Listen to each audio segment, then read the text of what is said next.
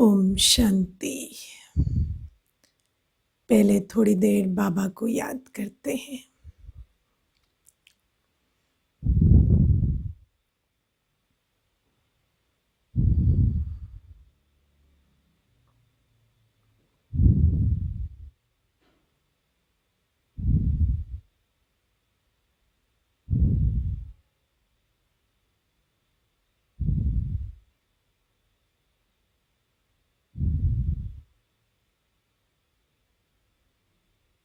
कुछ क्षणों के लिए अपने शरीर को बिल्कुल स्थिर रखें।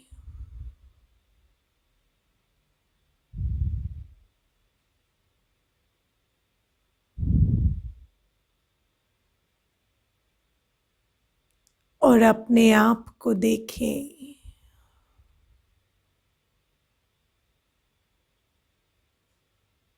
मैं आत्मा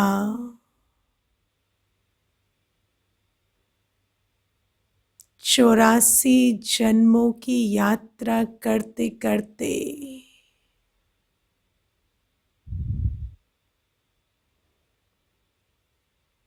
आज इस वर्तमान शरीर में बैठी हूँ।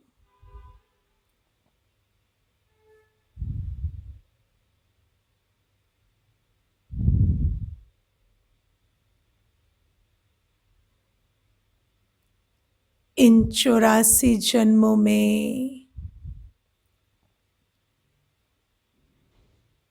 मुझ आत्मा ने कई संस्कार, कई स्मृतियां अपने अंदर जमा करती गई हूँ।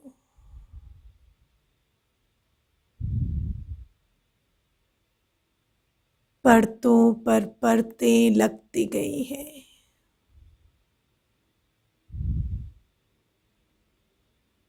इस जन्म में भी बहुत सारी पुरानी बातें अभी तक चित्त पर लेकर बैठी हूँ।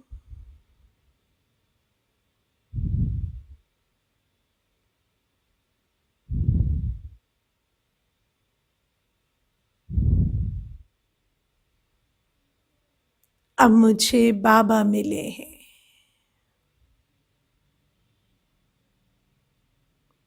बाबा पर मुझे पूर्ण निश्चय है।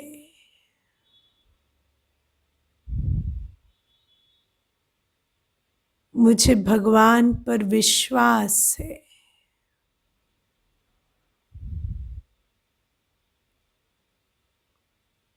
मैं बाबा को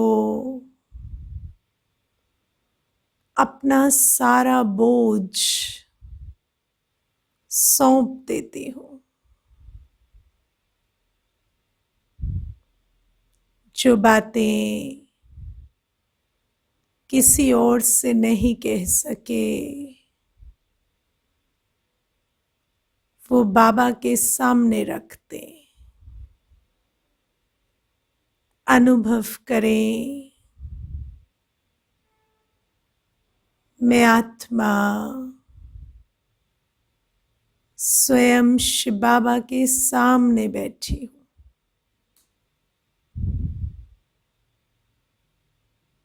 ब्रह्मा बाबा के तन में शिव बाबा मेरे सामने बैठे हैं और मैं आत्मा इस शरीर में उनके सामने बैठी हूँ। बाबा मुझे बड़े प्यार से निहार रहे हैं।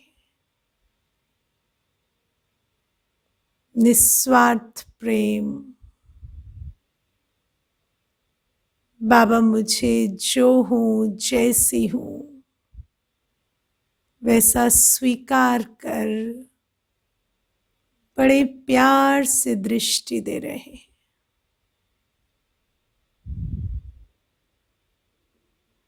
मैं बाबा को अपने दिल की हर बात बताती जा रही हूँ।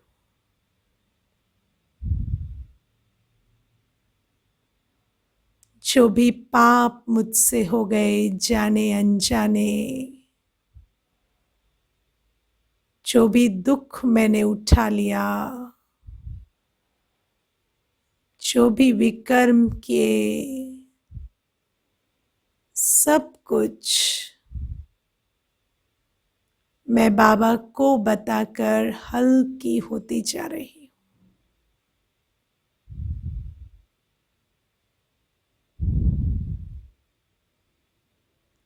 बाबा बड़े प्यार से मेरे दिल के हर घाव को देख रहे हैं। मैं बाबा के सामने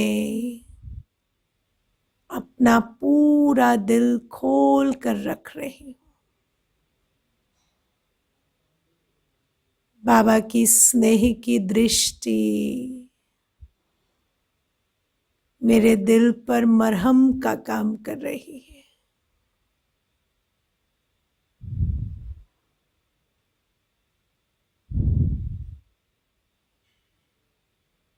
बाबा के साथ कुछ देर ये ऑनेस्टी का संबंध निभाए,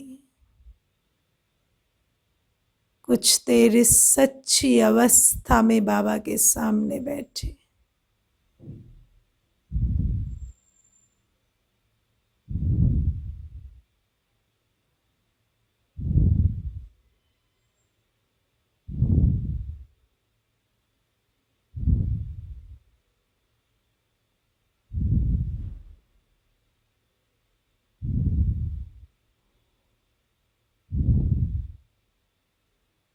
ओम शांति।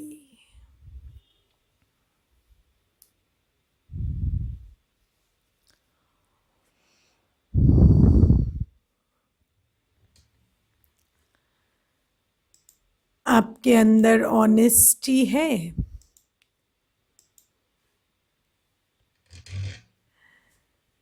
कोई ऐसा है जिसको सब कुछ सच बताते होंगे?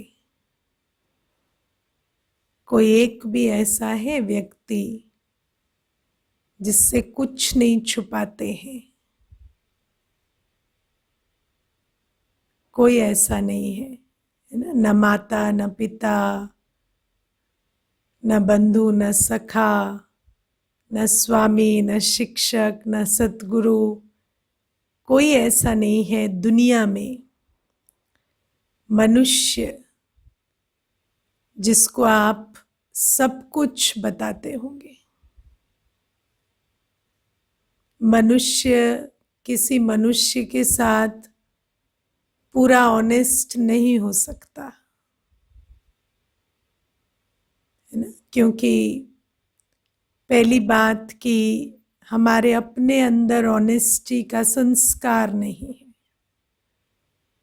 दूसरी बात, अगर किसी को सब कुछ बता दें तो भी वो उस बात को स्वीकार कर सकेंगे या नहीं, उस पर भी संदेह है।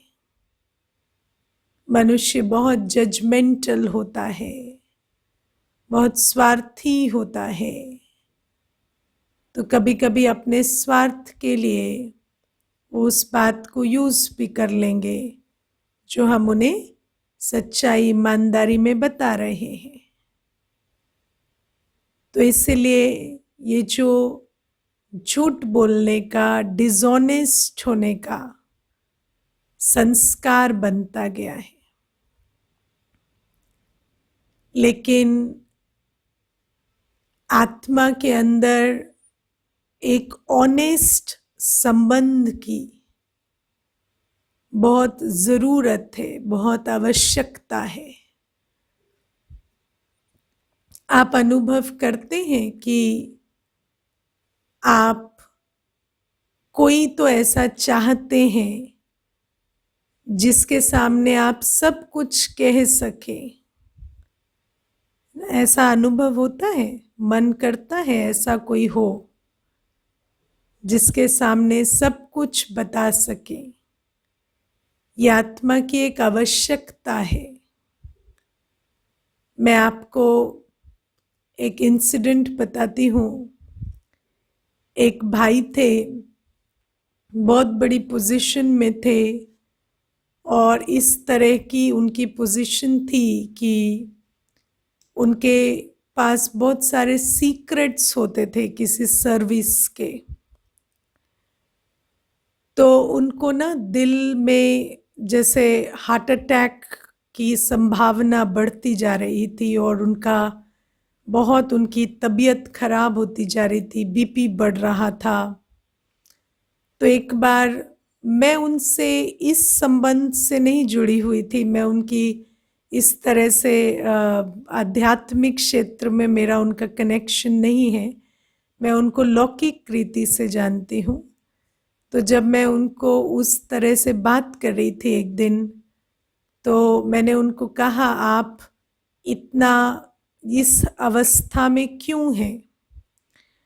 तो मुझे कहते हैं, मेरे दिल में बहुत सारी ऐसी बातें हैं जो मैं किसी से भी नहीं कर पाता हूँ, और वो बातें मुझे खाती रहती हैं, और मुझे बहुत सारी चीज़ें हैं जो अंदर बहुत मुश्किल हो रही है डाइजेस्ट करने में, लेकिन समझ नहीं आता किसको कहें, क्या करें। तो मैंने उनको कहा, आप भगवान से संबंध बनाओ। तो वो हंसने लगे और कहते हैं कि मुझे नहीं समझ आ रहा है आप क्या कह रहे हैं। तो मैंने कहा, भगवान से संबंध बनाने से हम अपने दिल की हर बात बाबा को कह सकते हैं, और कहकर हल्के हो सकते हैं और बोझ मुक्त हो सकते हैं। तो उन्होंने कहा, फिर मुझे तो ये विधि समझ में नहीं आती। तो मैंने उनको कहा कि आप कोर्स करें तो आपको हम शिव बाबा का परिचय भी बताएंगे, और ये भी बताएंगे कि कैसे एक ऑनेस्ट संबंध बाबा से बनाना चाहिए। तो हर आत्मा के अंदर ये आवश्यकता है कि उसको एक ऐसा दोस्त हो, ऐसा साथी हो, ऐसा टीचर हो, ऐसा सतगुरु हो जिसके सामने वो हर बात कहकर हल्की हो सके, या हर बात उनके सामने रख सके। तो बाबा हमें आज मुरली में, आज से हम थोड़ा थोड़ा मुरली भी करना शुरू करेंगे। मैं आपको एक छोटी सी बात यहाँ पर मुरली शुरू करने से पहले आज बताऊंगी। कई बार हमें ऐसा लगता है कि हमने 21 दिन का कोर्स किया है, या हम 20-21 दिन से ज्ञान सुन रहे हैं, हम बड़े ज्ञानी हो गए हैं, हमारा दिल ऑलरेडी हल्का हो गया है, हमारे अंदर परिवर्तन आने लगे हैं, है ना। लेकिन ये पता है कैसा है, जैसे आप अगर स्वास्थ्य पर 2 किताबें पढ़ लो तो ऑलरेडी हेल्दी फील होने लगता है ना, तो ये ऐसा ही है। लेकिन अगर स्वास्थ्य पर 2 किताबें पढ़कर आप हेल्दी फील करेंगे तो कितने दिन हेल्दी फील करेंगे, है ना। और हेल्थ कितनी बड़ी चीज़ है ना। हेल्थ के लिए तो रोज़ डाइट और रोज़ एक्सरसाइज चाहिए, आजीवन। और अगर वो रोज़ नहीं होगा तो हेल्थ नहीं होगी। तो हेल्थ का ज्ञान एक चीज़ है, हेल्थ एक चीज़ है ना। ऐसे ही अभी आपको आध्यात्मिक ज्ञान थोड़ा थोड़ा मिला, लेकिन आध्यात्मिक शक्ति, आध्यात्मिक सेहत, आत्मा ताकतवर बने, उसके लिए रोज भोजन और रोज एक्सरसाइज। भोजन क्या है? मुरली, ये क्लास। इस क्लास में मैं आपको धीरे धीरे मुरली भी कराऊंगी, हर चीज़ एक्सप्लेन भी करूंगी। और दूसरा है योग। योग है एक्सरसाइज। जैसे मैंने कल या परसों आपको समझाया कि जब आत्मा साइलेंस में बैठकर, जैसे आप जिम में अलग अलग पोजेस में अपनी बॉडी को रख कर ताकत भरते हैं, ऐसे आत्मा भी अपने इंटरनल जिम में, है ना, मन बुद्धि को अलग अलग पोजीशन में रखकर अपने आप को ताकतवर बनाए। तो ये दोनों ही चीज़ें कई समय तक हमें निरंतर करनी होती हैं ताकि हमारे अंदर आत्मिक शक्ति भरे। तो इसीलिए आपको इस यात्रा में बाबा ने परमधाम से आकर हमारा हाथ पकड़ा है। हमें बाबा का हाथ पकड़ कर रखना है और आगे बढ़ना है। ये पुरुषार्थ आपको सबसे पहले करना है ना। और दूसरा है कि जो डेली क्लास में आप समझते हैं या सीखते हैं उसको अप्लाई करना, योग में भी अप्लाई करना। योग में भी अलग अलग रोज बातें जब समझ आती जाती हैं तो साइलेंस में उस हिसाब से आत्मिक अभ्यास करना, और प्लस ज्ञान में भी रोज क्लैरिटी लाना, ये आपकी अपने प्रति जिम्मेवारी है।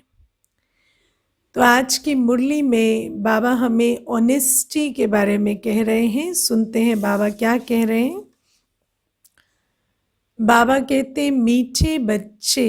बाबा सबसे पहले हमें क्या कहते, मीठे बच्चे। मीठे हम, हाँ सब मीठे, सब मीठे। कौन कौन मीठे बताना, हाथ उठाना, कौन कौन मीठे।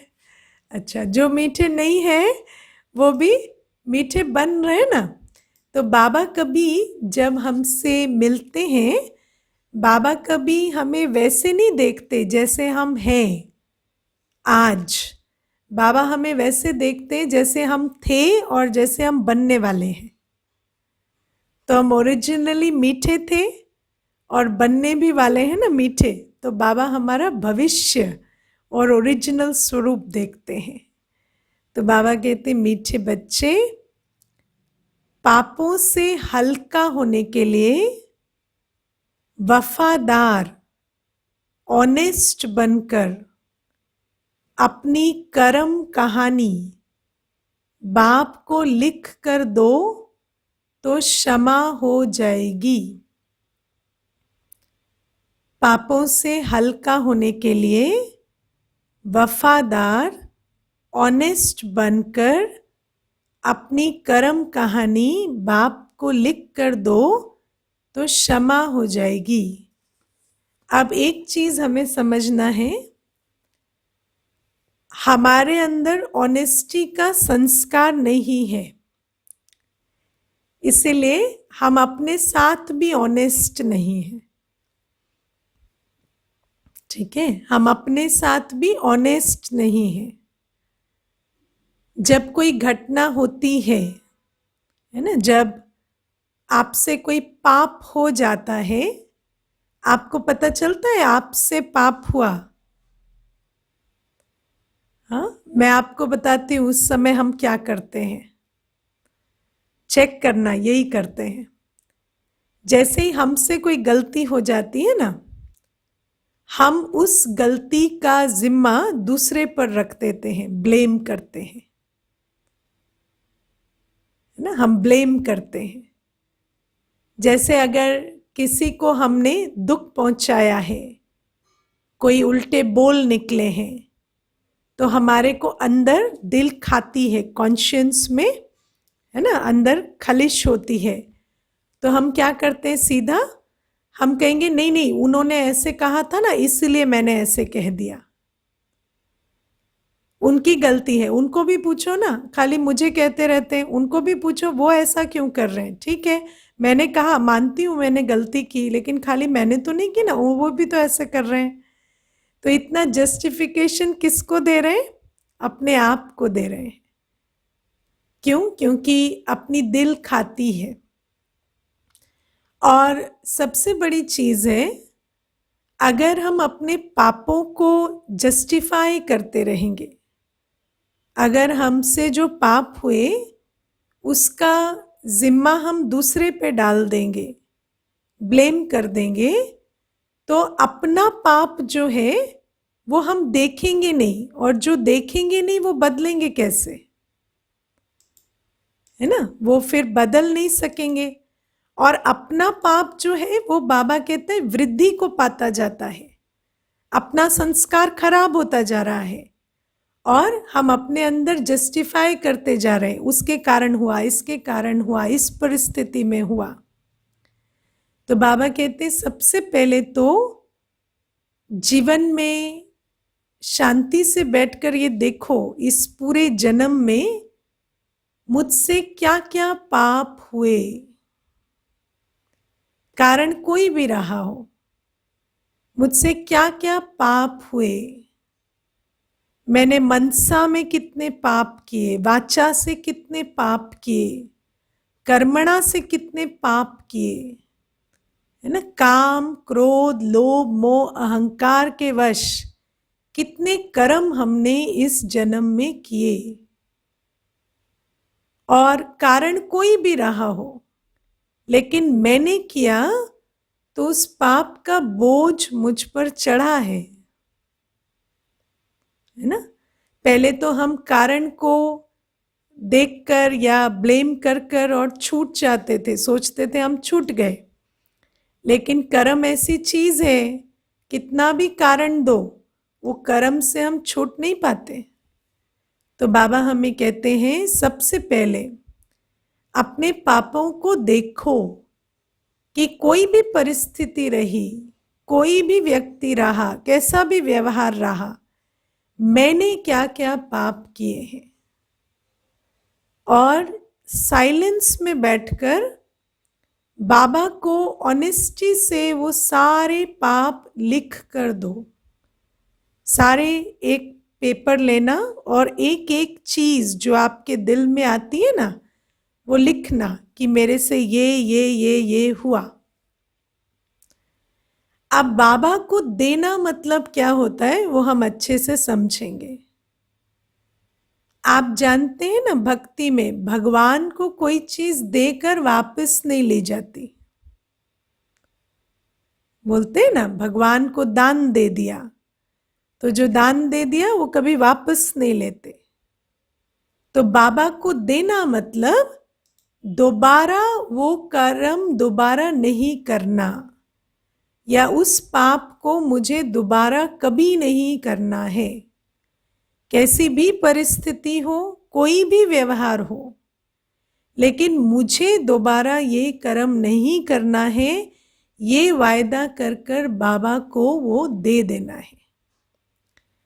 बाबा हमें कहते हैं कि मुझसे ये जो तुम्हारा अब संबंध बना है ना, इस संबंध को तुम बड़ी ऑनेस्टी से निभाओ। और ऑनेस्टी के संबंध में बहुत शक्ति होती है। और बाबा से जब हम ऑनेस्ट रहेंगे ना, अभी बाबा से ऑनेस्ट माना यज्ञ में भी ऑनेस्ट, है ना? दीदी से भी ऑनेस्ट।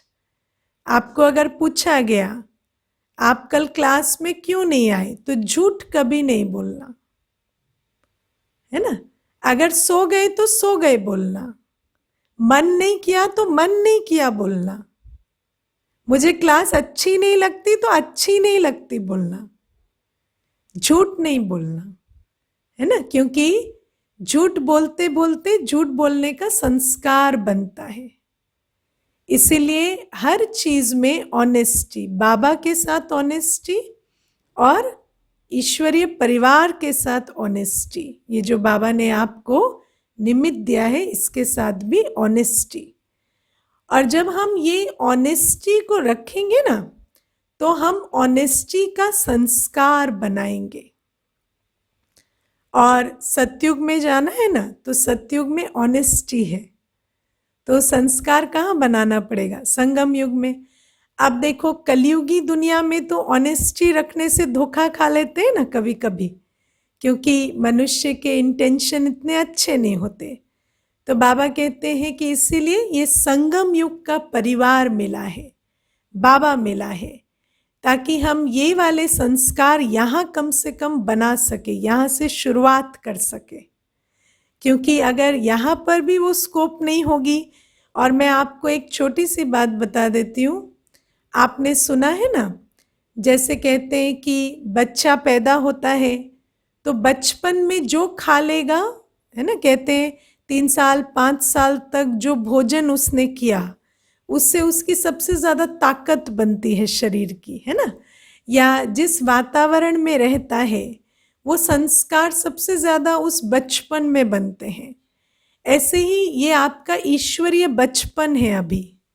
अभी ईश्वरीय बचपन है ना, अभी आप बाबा के बने, तो बाबा के बने तो जैसे अभी चलेंगे ना वैसे आगे चलते जाएंगे। अगर अभी से बाबा के साथ भी वही झूठ कपट छल शुरू हो गया तो वो आगे के लिए भी चलता रहेगा। उसके बाद एक संबंध जो हमें ताकत भर सकता था वो भी गया हाथ से, है ना, क्योंकि वहां पर भी हमने अपने संस्कारों के आधार से काम करना शुरू कर दिया। तो बाबा कहते संस्कार परिवर्तन के लिए बहुत बड़ा अवसर है। बाबा से और बाबा के परिवार से कभी भी डिसऑनेस्टी नहीं, झूठ नहीं, है ना, हिपोक्रेसी नहीं, अच्छा दिखना नहीं है, अच्छा बनना है। दुनिया में हमने क्या सीखा है? बुरा रहना, अच्छा दिखना, यही सीखा है ना। बुरा रहना, अच्छा दिखना, बुरा सोचना, अच्छा बोलना। दुनिया की ये चलन है, बुरा सोचो बोलो अच्छा, है ना, बुरा रहो दिखो अच्छा। लेकिन बाबा कहते ये नहीं चलेगा सतयुग में। सतयुग में मनसा वाचा कर्मणा सेम है, जो सोचेंगे वही बोलेंगे वही करेंगे। तो अभी ये संस्कार हमें बनाने हैं। तो सबसे पहले हमें बाबा को अपनी कर्म कहानी लिखकर देनी है कि पूरी जीवन अभी तक की जो भी आपको याद है ना, उसमें जो जो पाप आपसे हुए वो बाबा को लिख कर दे दो। लिख कर दे दो मतलब अगर आपको मेरे पे इतना फेथ है तो आप व्हाट्सएप पे मुझे भी भेज सकते हैं, और अगर आपको इतना फेथ नहीं है तो कोई बात नहीं, आप उस पेपर को जला दें।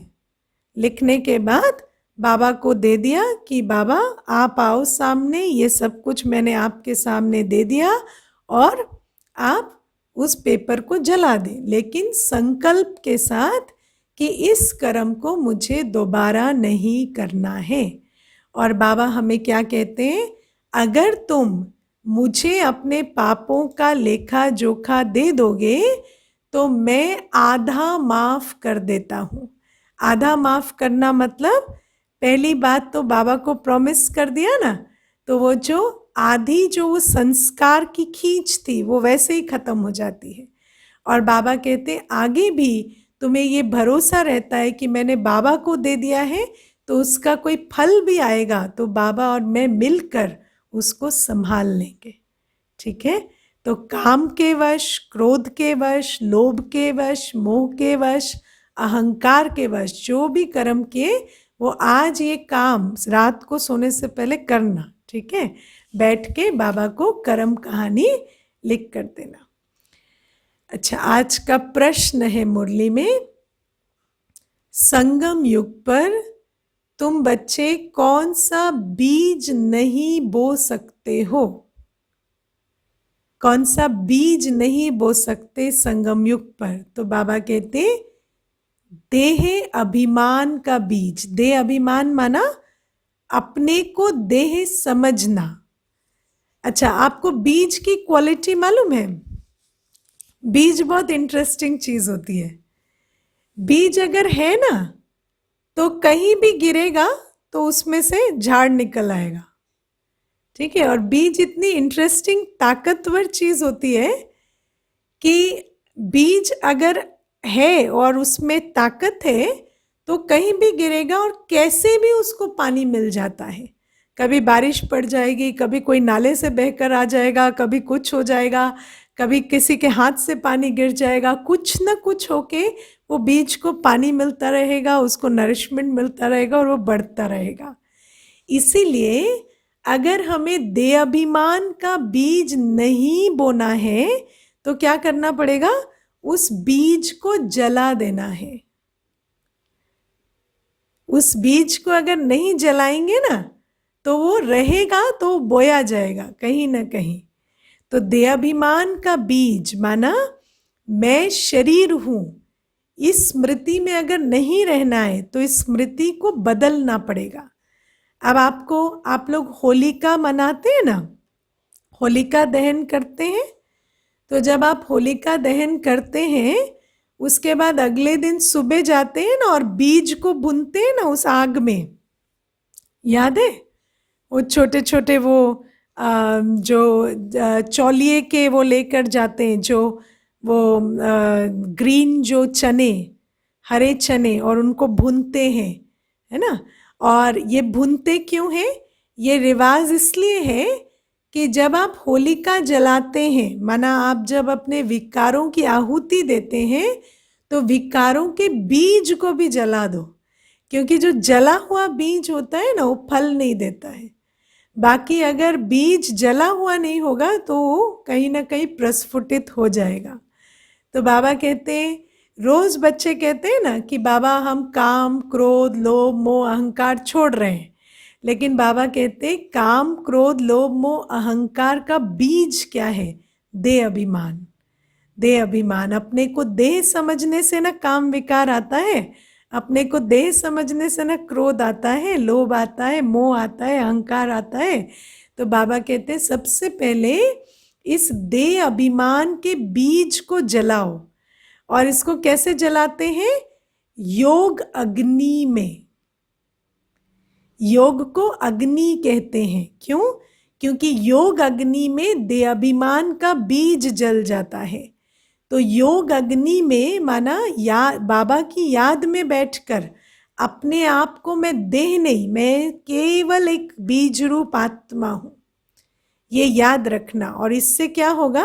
मैं देह हूं, ये बात पूरी जलती जाएगी, खत्म हो जाएगी। और जब हम है ही नहीं आत्मा तो किसी को देख के काम विकार कैसे आएगा, या क्रोध कैसे आएगा? क्रोध कैसे आता है? जब ऊंचा नीचा सही गलत दिखता है, लेकिन उससे पहले क्या दिखता है कि ये शरीर है ना। शरीर का रूप दिखता है, रंग दिखता है, कर्म दिखता है, तब तो जाकर क्रोध आता है, काम विकार आता है। Excuse me. तो बाबा कहते हैं कि योग अग्नि में देह अभिमान का बीज पहले जला दो। तो अभी सुनते बाबा क्या कहते हैं। बाबा कहते हैं इस बीज से सब विकारों के झाड़ निकल पड़ते हैं। सारे विकार, काम क्रोध लोभ मोह अहंकार, इस बीज से जन्म लेते हैं। इस समय सारी दुनिया में 5 विकारों के झाड़ निकले हुए हैं, है ना। दुनिया में क्या है? सिर्फ 5 विकार ही छाए हुए हैं। सब काम क्रोध के बीज बोते रहते हैं। तुम्हें बाप का डायरेक्शन है, बच्चे योग बल से पावन बनो, ये बीज बोना बंद करो। लेकिन ये बीज कब बोना बंद होगा? जब योग बल से पावन बनेंगे, योग अग्नि में इस बीज को जलाएंगे। ठीक है, तो अंत में हम योग अग्नि में देह अभिमान के बीज को भी आज जलाएंगे। हाँ, अच्छा, अब आगे की मुरली पढ़ने से पहले कुछ प्रश्न है। मुरली क्या है और मुरली का महत्व क्या है? दूसरा, और ये मुरलियाँ कौन लिखता है? ठीक है, तो मुरली क्या है मैंने आपको पहले भी थोड़ा हिंट दिया था, बताया था। जब ब्रह्मा बाबा के तन में शिव बाबा आए तो शिव बाबा ने ब्रह्मा बाबा के मुख से जो डायरेक्ट बोला वो मुरली है। ये जो आपको मैंने कोर्स कराया, ये कोर्स इन मुरलियों पर आधारित है। इन मुरलियों का सार ही मैंने कोर्स में बताया और अभी हम उसको डिटेल में पढ़ेंगे धीरे धीरे। तो बाबा कहते हैं कि जो भगवानुवाच, जो भगवान ने ब्रह्मा बाबा के मुख से उच्चारण किए वो शब्द मुरली है। और इनका महत्व क्या है? देखो, बाबा के साथ हमें बुद्धि योग लगाना है ना, तो बाबा की बुद्धि से ये मुरली आई है, माना बाबा का ज्ञान इन मुरलियों में है। तो जब हम ये मुरली सुनते हैं ना, तो बाबा कैसा सोचता है, परमात्मा की सोच, परमात्मा का दृष्टिकोण, परमात्मा हर बारे में क्या समझते हैं, क्या समझाना चाहते हैं, वो हमें समझ आता जाता है। और जब आप किसी के भी बुद्धि से अपनी बुद्धि को जोड़कर बैठते हैं तो आपकी सोच, आपका दृष्टिकोण भी उनकी तरह बनता जाता है। तो मुरली हमें बाप समान बनाती है। जैसा बाबा है वैसे हम बनते जाएंगे, मुरली सुनकर और उसे धारण कर कर। दूसरा, मुरली लिखी किसने? तो जिस समय ये महावाक्य शिव बाबा, ब्रह्मा बाबा के मुख से उच्चारण कर रहे थे, तब जो भी नोट किया गया है वही आज हम सुनते हैं। ठीक है। अच्छा, 5 विकार जो है वो है lust, anger, ego, attachment and greed in English. Lust, anger, ego, attachment and greed. Okay, ठीक है। तो ये है मुरली की हिस्ट्री। अच्छा, अब आप देखो मुरली कैसे होती है। ये एक फुल पेज, फिर ये second page, third page, 3 page की मुरली होती है। ठीक है। अभी हमने कितनी मुरली सुनी है? ये 3 लाइनें। ओके, पहले की तो अभी धीरे धीरे हम ऐसे स्टेज में आएंगे कि सारी मुरली हम सुन सकेंगे। लेकिन आज मैं आपको लास्ट में बाबा हमें याद प्यार देते हैं, है ना, बाबा हमें याद प्यार देते हैं मुरली में, वो पढ़कर सुनाती हूँ। और उसके बाद मैं आपको वरदान और स्लोगन सुनाऊंगी आज का। तो याद प्यार में बाबा कहते हैं, मीठे मीठे सिक्की लधे बच्चों प्रति मात पिता बाप दादा का याद प्यार और गुड मॉर्निंग। रूहानी बाप की रूहानी बच्चों को नमस्ते। अब सिक्की लधे माना बहुत समय से बिछड़े और अभी मिले। 5000 वर्ष से बिछड़े हुए ना हम बच्चे, तो अभी आप भी बाबा को रिटर्न नमस्ते कहेंगे। आप भी क्या कहेंगे? रूहानी बच्चों की रूहानी बाप को नमस्ते। अब मैं आपको अनम्यूट करूंगी और सभी अपने को अनम्यूट करके रूहानी बच्चों की रूहानी बाप को नमस्ते करेंगे। हाँ, चलो। हम रूहानी बच्चों की रूहानी बाप को नमस्ते। वेरी गुड, ओके चलो, बाबा को आपकी याद प्यार मिल गई। ठीक है। अच्छा, अभी बाबा का वरदान सुनेंगे। रोज बाबा ना हमें मुरली सुनाते हैं, फिर मुरली के बाद याद प्यार देते हैं, उसके बाद एक धारणा के सार होते हैं कि आज के दिन हमें क्या याद रखना है। तो धारणा के सार पहले सुना देती हूँ आज के। बाबा कहते, सदा स्मृति रहे कि हम अभी ब्राह्मण हैं, इसलिए विकारों से बहुत बहुत दूर रहना है ना। अभी हम शूद्र नहीं हैं, अभी हम क्या बन गए? ब्राह्मण बन गए। तो अब ब्राह्मण को विकार में नहीं जाना है, विकार से दूर दूर रहना है।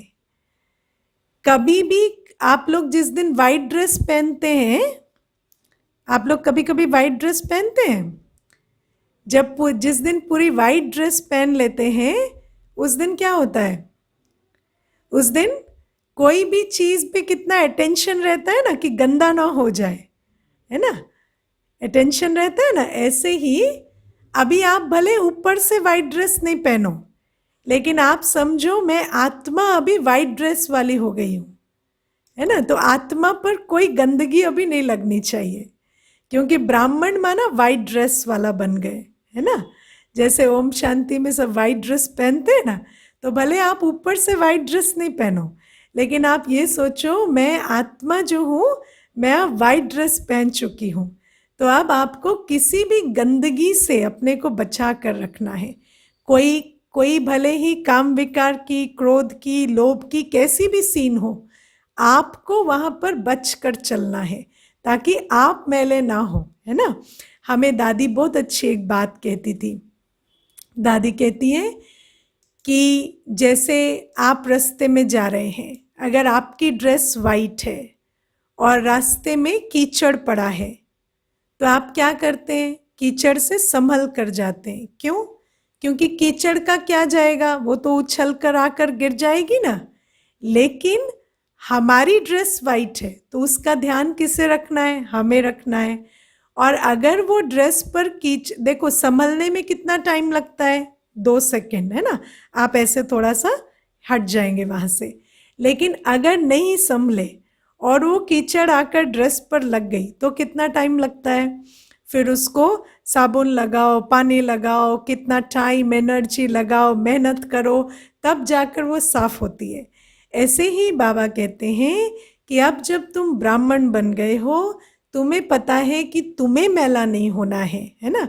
कोई दुनिया में कितनी भी गंदगी हो, तुम्हें मैला नहीं होना है, तो तुम्हें बच कर चलना है ना। क्योंकि अगर कीचड़ लग गई तो फिर उसको साफ करने में बहुत टाइम लगता है ना। हाँ, किसी ने अगर कोई कड़वा बोला, उस समय पर आपने सोचा इसने मुझे ऐसा क्यों बोला, फिर कितनी देर तक वो चीज़ें चलती हैं, मन में चलती ही चली जाती हैं, कितना टाइम लगता है फुल स्टॉप लगाने में।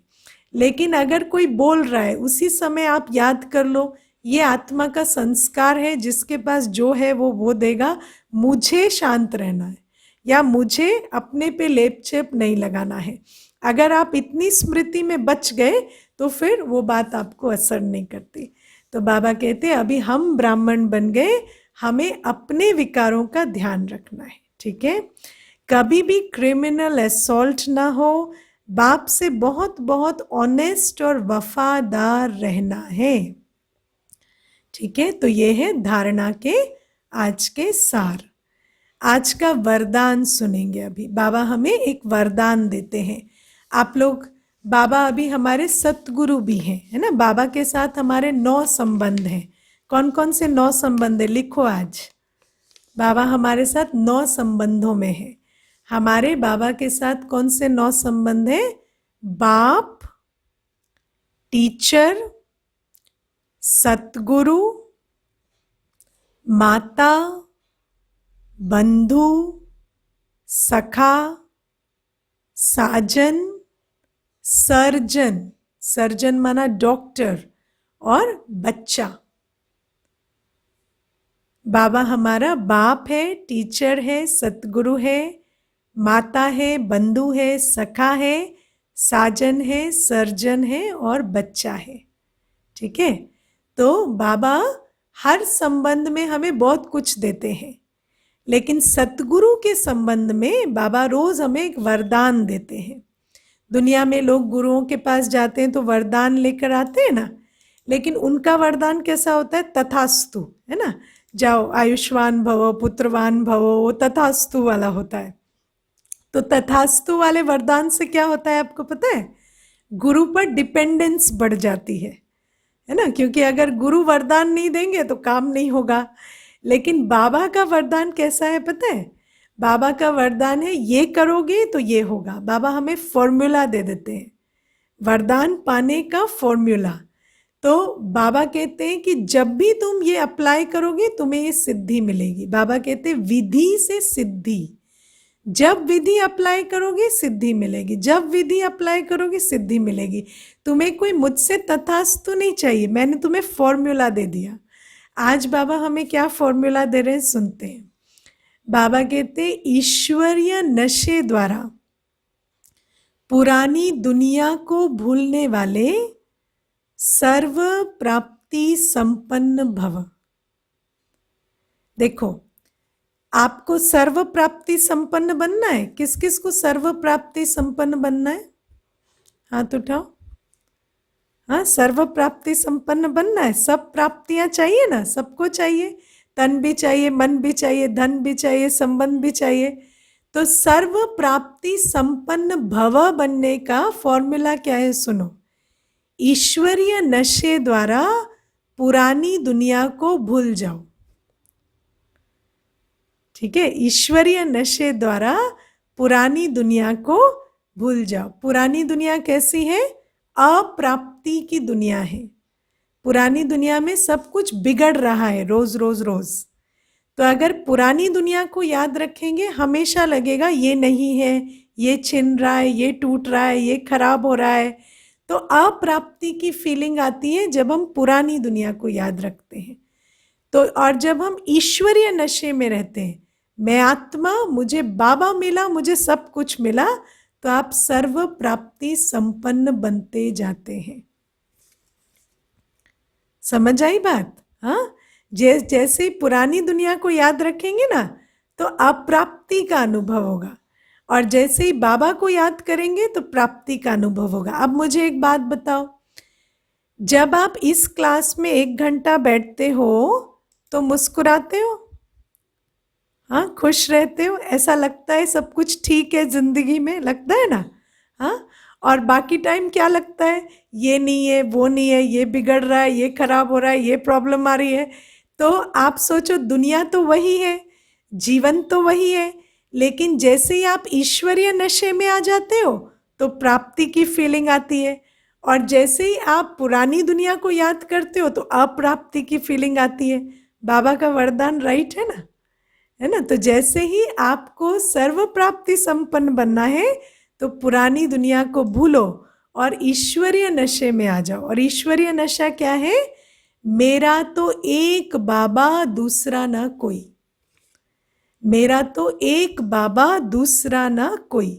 बोलो जरा, मेरा तो एक बाबा, दूसरा ना कोई। ये है सर्व प्राप्ति संपन्न बनने की विधि। ओके, अच्छा, स्लोगन है आज का, एक दूसरे को कॉपी करने के बजाय बाप को कॉपी करो। एक दूसरे को कॉपी करते हैं, हाँ, आलसी को देख के आलसी बनते हैं। है ना? कोई बैठा है तो खुद का भी काम छोड़कर बैठ जाएंगे, है ना? कोई हीटर में बैठा है तो कहेंगे आज बड़ी ठंड है, आज बड़ी ठंड है, आज तो बड़ी ठंड लग रही है ना? क्योंकि वो हीटर में बैठा है, और बाकी दिन इतनी ठंड नहीं लगेगी, लेकिन जैसे ही किसी को हीटर के सामने देख लेंगे तो खुद को ठंड लगने लगेगी। तो सबको क्या करते हैं? दूसरे के अवगुणों को कॉपी कर रहे हैं, है ना? किसी को बैठा हुआ देखेंगे तो बैठ जाएंगे, किसी को क्रोध करता देखेंगे तो क्रोध करेंगे, है ना? कोई अपनी चीज़ों का अभिमान दिखाएगा तो हमारे अंदर का भी अभिमान जागता है। तो बाबा कहते हैं लोगों को कॉपी करना छोड़ो। क्यों? क्योंकि लोगों के अंदर सिर्फ अवगुण ही अवगुण है आजकल। तो अगर लोगों को कॉपी करेंगे तो अवगुणी बनेंगे। बाप को कॉपी करो, है ना? बाबा कैसा है ना? बाबा के बच्चे कैसे हैं?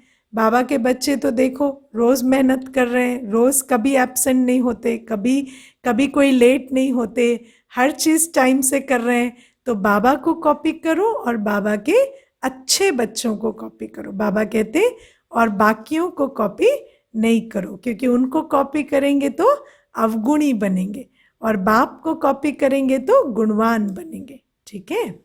ओम शांति। अच्छा, प्लीज रिपीट द 9 रिलेशनशिप्स। बाप, टीचर, सतगुरु, माता, बंधु, सखा, साजन, सर्जन और बच्चा। ठीक है?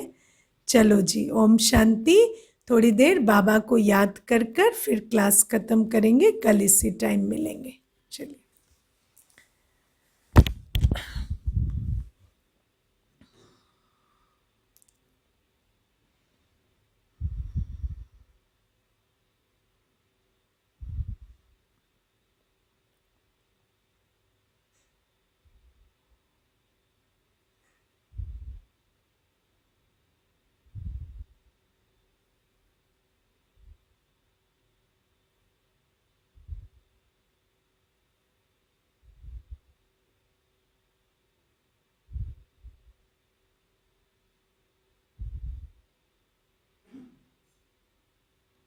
शरीर को स्थिर और शांत करते हुए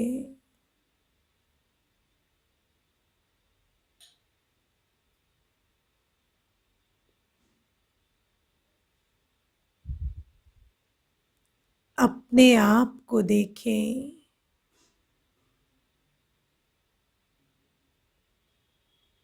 मैं आत्मा इस देह से बिल्कुल न्यारी एक चमकता हुआ सितारा हूं।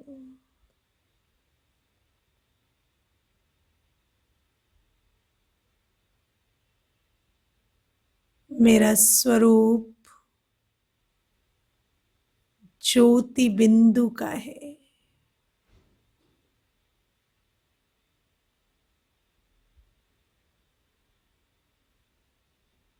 मेरे गुण शांति और पवित्रता है।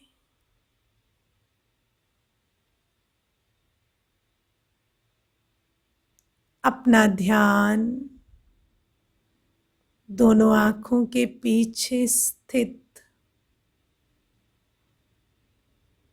अपने प्रकाश पुंज स्वरूप पर ले जाएं।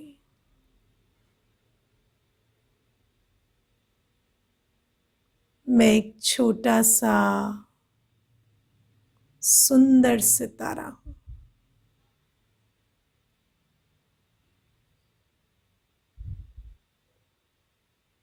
बिल्कुल पवित्र, शांत,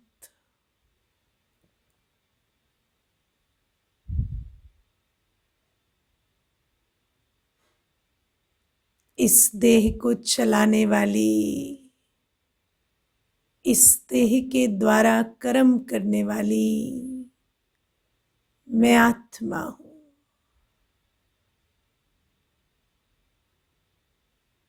मेरी दृष्टि,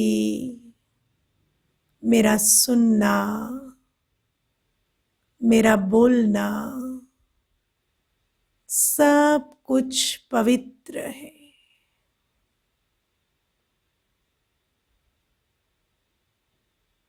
मैं जब किसी से मिलती हूं तो मेरी दृष्टि शरीर नहीं, प्रकृति पर स्थित आत्मा को देखती है।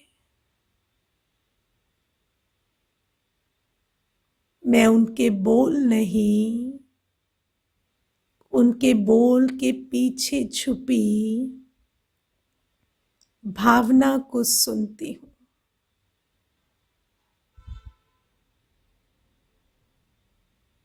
बोल सुनते हुए मुझे स्मृति है, कमजोर आत्मा है। मैं रहम दिली से सुनती हूं। मेरा मुख भी पवित्र है। मेरे मुख से हर एक के लिए वरदान ही निकलते हैं। हर आत्मा के लिए शुभ कामना के बोल मेरे मुख से निकलते हैं।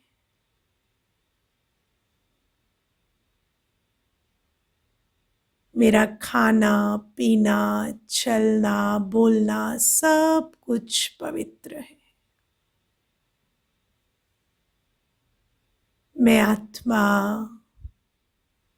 अपने पवित्र स्वरूप में पवित्रता की शक्ति में स्थित हूं।